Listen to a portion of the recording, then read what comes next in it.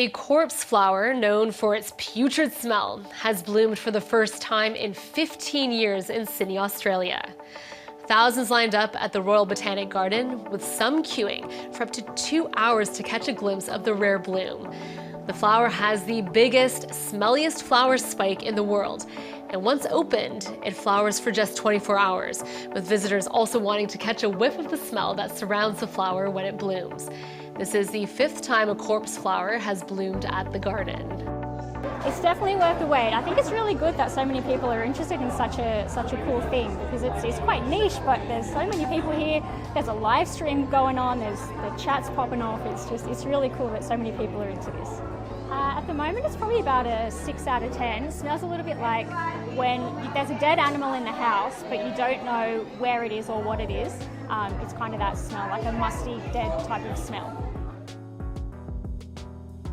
So what we'll try to aim to do is to pollinate it, to hand pollinate it, produce seed of it. Once it all dies down, we'll harvest that seed and we'll be able to use it and share it with other botanic gardens to grow more of these plants. The flower is beautiful. The smell was like hot garbage, but faint. It wasn't kind of overwhelming. It wasn't overpowering. It was great. I enjoyed it.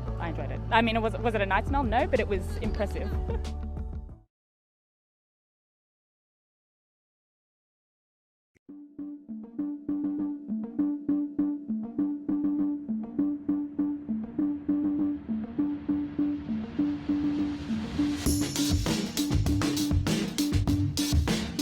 You sense the stench of death.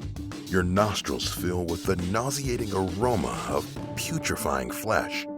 Is there a rotting corpse nearby? Or is it simply the worst smelling flower in the world? This is How to Survive the Corpse Flower. Amorphophallus titanum, also known as the corpse flower, is native to Sumatra in Indonesia. It appears rarely, blooming for just a few days at a time, sometimes for as little as 24 hours, and only once every 7 to 9 years. The flower can be huge, sometimes growing up to 6 meters tall and 4.5 meters across. It has a distinct and disgusting smell that might make you gag if you ever get near it. And taking a bite out of it could leave you with stab wounds. So much for stopping to smell the flowers. How can you protect yourself from its horrible odor? Why should you fear its berries? And how could the corpse flower actually turn you into a corpse? Step 1. Beware the stench of death. There's a fascinating reason why this flower produces this terrible smell. The central phallic spike of the plant contains thousands of tiny flowers which release the scent when heated up. This odor attracts insects that feed on carrion. While these bugs are looking for a festering flesh feast, they actually pollinate the plant. Gross. But as disgusting as this operation is, it's an amazing demonstration of the plant's ability to thrive. Because of its putrid smell, flies also tend to lay their eggs in it, as they would in actual rotten meat. Sure, the flies aren't the reason why the plant is dangerous, but the fact that it's often full of maggots does make it even more revolting. Step 2. Don't get too close. The huge size and pungent aroma of the plant tend to draw people to it. But can you observe the flower without losing your lunch?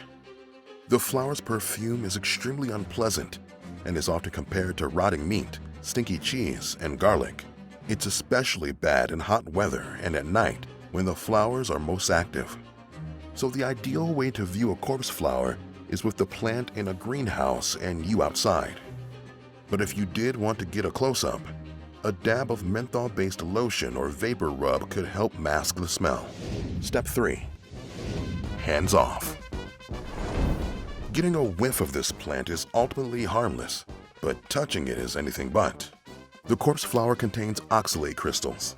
These are extremely irritating and can cause pain and swelling if they touch your skin. Its potent juices can also burn you.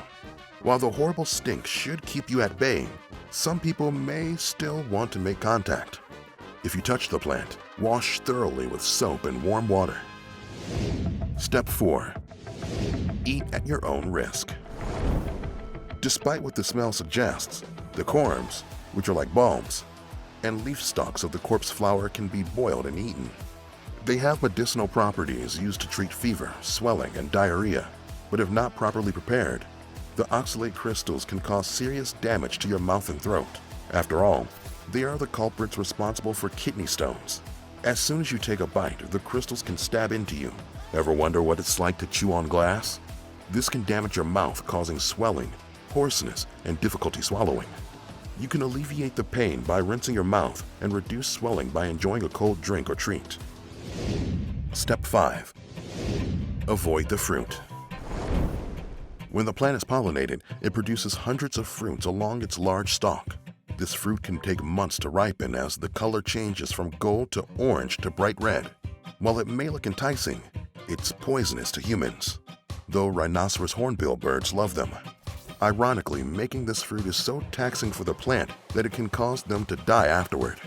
Long story short, most of the edible parts of this plant are probably more trouble than they're worth. While the corpse flower is an amazing specimen, considering the dangers and stink, it's probably best admired from a distance. It can be hard to tell what's safe to eat that grows in the ground out in the wild. Take mushrooms, for example.